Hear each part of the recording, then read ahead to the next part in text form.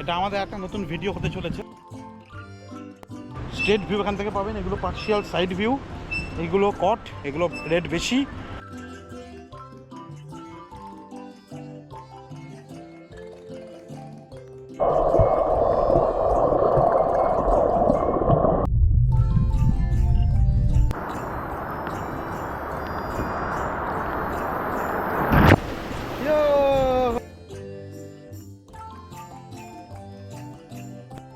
দারুণ দারুণ দারুণ ওয়েদার।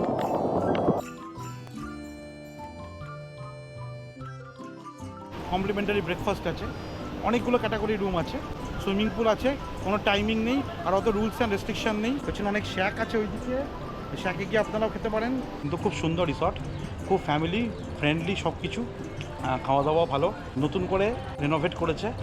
বাঙালির ঘুরতে যাওয়া মানেই হচ্ছে দীপুদা, দীঘা, পুরী, দার্জিলিং। আমরাও সেরকম একবার বেরিয়ে পড়েছিলাম ভিটামিন সি এর খোঁজে কলকাতা থেকে দীঘা না গিয়ে মন্দারমণির উদ্দেশ্যে। কলকাতা থেকে বেরিয়ে সাঁতরাগাছি, ধুলাগড়, উলুবেড়িয়া হয়ে প্রথমে পড়বে কোলাঘাট। সেখানে ব্রেকফাস্ট সেরে নন্দকুমার হয়ে নাচিন্দা, কন্টাই, চাউলখোলা হয়ে পৌঁছাতে হবে মন্দারমণি। সকাল সকাল জার্নি শুরু করে সবুজ গাছপালা, ক্ষেত খামার আর আকাশে মেঘের খেলা দেখতে দেখতে কখন যে মন্দারমণি পৌঁছে গেছিল তা খেয়ালও করি। টোটাল 180 কিলোমিটার রাস্তা আমাদের যেতে লেগেছিল প্রায় 4.5 ঘন্টা। মন্দারমণিতে এখন অনেক রিসর্ট হয়েছে, তাদের মধ্যে আমাদের ভালো লাগে dolphin beach resort and spa. রিসর্টটি এখন নতুনভাবে সেজে উঠেছে। ভিতরে স্পা, বাচ্চাদের খেলার garden, sea facing rooms, swimming pool, cafe, parking, restaurant সব কিছু অ্যামিনিটিসই অ্যাভেলেবেল আছে। ফ্যামিলি ট্যুর হোক বা ফ্রেন্ডস ট্যুর বা অফিস পিকনিক, সব কিছুর জন্য এই রিসর্টটি একবারে আইডিয়াল।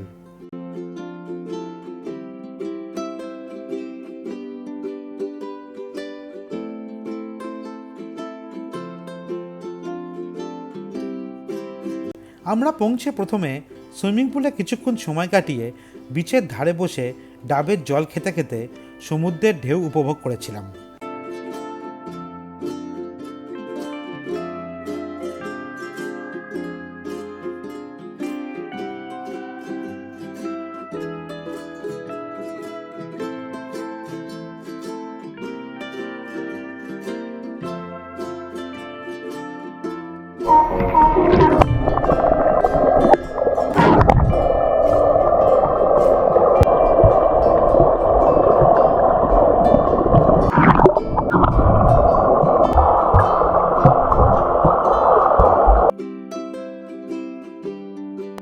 বলে রাখা ভালো, মন্দারমণিতে প্রায় সারা বছরই সিজন থাকে, আর উইকেন্ডে বিচ লাগোয়া সব রিসর্টেই বেশ ভালোই ভিড় হয়। তাই রিসর্ট হোক বা বাস অথবা ট্রেনের টিকিট আগে থেকে না করা থাকলে কিন্তু ঘুরতে যাওয়ার আশাটা ত্যাগ করতে হবে।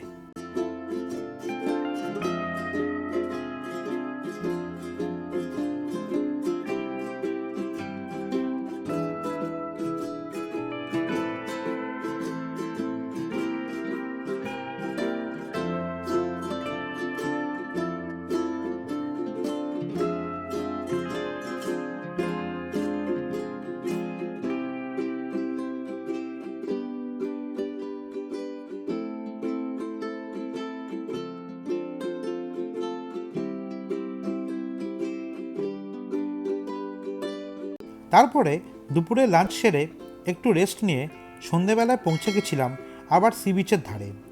রিসর্টটি সন্ধেবেলায় আলো দিয়ে একদম নতুন রূপে সেজে ওঠে। বিচের একদম পাশে হওয়ার দরুন সব গেস্টরাই এখানে সন্ধেবেলায় সি বিচের ধারে বসে মিউজিক শুনতে শুনতে আর পছন্দের স্ন্যাক্স খেতে খেতে সময় কাটাতে পছন্দ করে। আমরা পুরো সন্ধেটা বিচের ধারে বসে কাটিয়েছিলাম। সঙ্গে ছিল আমাদের পছন্দের সব স্ন্যাক্স, যেমন crab, pomfret fry, egg pakora, chicken 65, আরও কত কি। সি বিচে ঘুরতে যাব আর সমুদ্র স্নান করব না, সেটা তো কখনো হয় না। তাই পরের দিন সকালে উঠে ব্রেকফাস্ট করে রেডি হচ্ছি আমরা সমুদ্রে যাওয়ার জন্য। এমন সময় আমাদের ষোলকলা পূরণ করার জন্য হঠাৎই এলো জোরে বৃষ্টি। আমরাও তাই 1 মিনিটের সময় নষ্ট না করে সেই বৃষ্টির মধ্যেই নেমে পড়লাম স্নান করতে।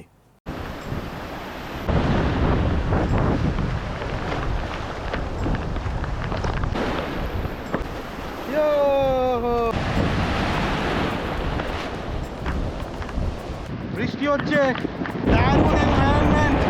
বৃষ্টি হচ্ছে, মেঘলা, একটু আগে ছিল পুরো রোদ, এখন এসে গেছে বৃষ্টি। বৃষ্টির মধ্যে আমরা একটু নেমেছি।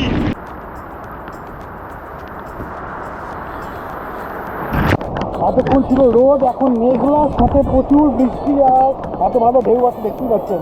নাজারাটা কি দারুণ ওয়েদার, দারুণ দারুণ দারুণ ওয়েদার।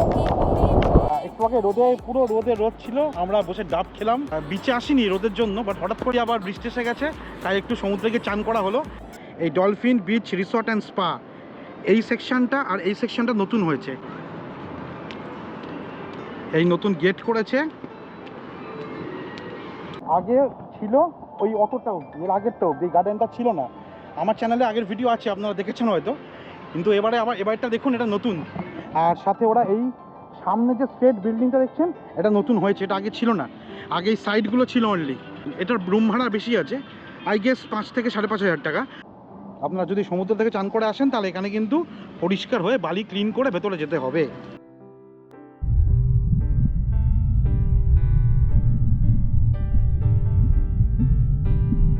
ডলফিন বিচ রিসর্ট মন্দারমণিতে, এটা একটু মোহনার দিকে অবস্থিত, কিন্তু খুব সুন্দর রিসর্ট, খুব ফ্যামিলি ফ্রেন্ডলি সব কিছু। খাওয়া দাওয়া ভালো, সুইমিং পুল আছে, আর নতুন করে রেনোভেট করেছে। এটা এন্ট্রান্স ডলফিন বিচ রিসর্ট।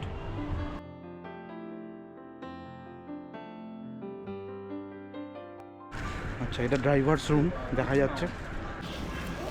এদিকটা আছে গাড়ি পার্কিং, যেটা সবচেয়ে বেশি ইম্পর্টেন্ট, কারণ কলকাতা থেকে বেশিরভাগ লোকই পার্সোনাল কার নিয়ে আসেন এখানে, ওই জন্য দেখিয়ে দিলাম। এটা যথেষ্ট ওয়াইড গাড়ি পার্কিং আছে, মানে এনাফ ওয়াইড। এই বিল্ডিংগুলো নতুন হয়েছে, এগুলো একদম সি ফেসিং রুম, রিসেপশন।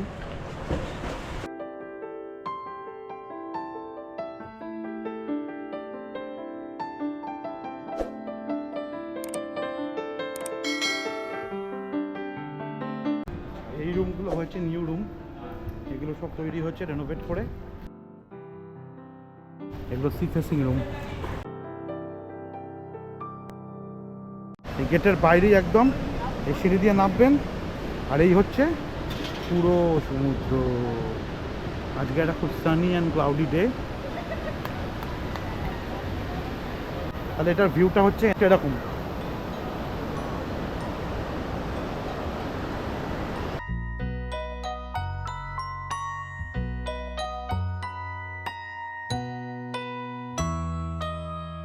আর সবচেয়ে বড় কথা, এটা কিন্তু কোনো পেড প্রমোশন নয়। আমি অনেকবার এসেছি, থেকেছি, খেয়েছি, আমার ভালো লেগেছে, তাই এটা নিজের একটা এক্সপিরিয়েন্স বলতে পারেন, আমি বলছি, আপনাদের সাথে শেয়ার করছি। এখানে মোটামুটি 3000 থেকে স্টার্টিং, এখন বোধহয় 3500 ইনক্লুডিং জিএসটি রুম স্টার্টিং হয়। কমপ্লিমেন্টারি ব্রেকফাস্ট আছে, অনেকগুলো ক্যাটাগরি রুম আছে, সুইমিং পুল আছে, কোনো টাইমিং নেই, আর অত রুলস অ্যান্ড রেস্ট্রিকশান নেই। এই টাইমিং সুইমিং পুলের এই কস্টিউম পরতে হবে, এই টাইমে লাঞ্চ, এই টাইমে ডিনার, ওসব অতটা ব্যাপার নেই। পেছনে অনেক শ্যাক আছে ওইদিকে, শ্যাকে গিয়ে আপনারাও খেতে পারেন। তো আমাদের তো দুদিন ভালোই কাটলো, সুন্দর, আমরা এনজয় করলাম।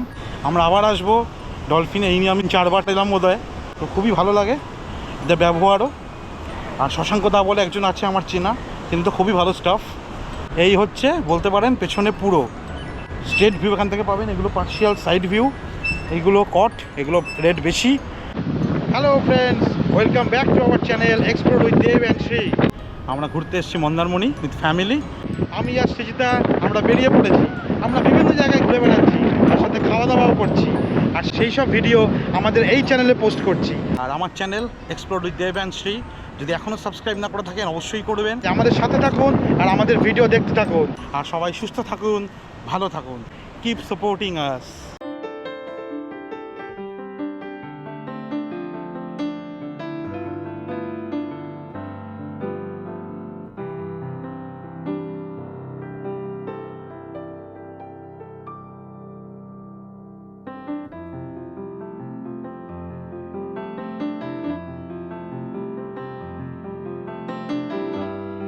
সে ছিল এক অদ্ভুত আনন্দ, যা বলে বোঝানো দুষ্কর। যাই হোক, স্নান সেরে লাঞ্চ করে কিছু ফটোস আর ভিডিওস তুলে আমরা পা রেখেছিলাম বাড়ির পথে, সাথে একগুচ্ছ স্মৃতি নিয়ে সেদিন ফিরে এসেছিলাম কলকাতা।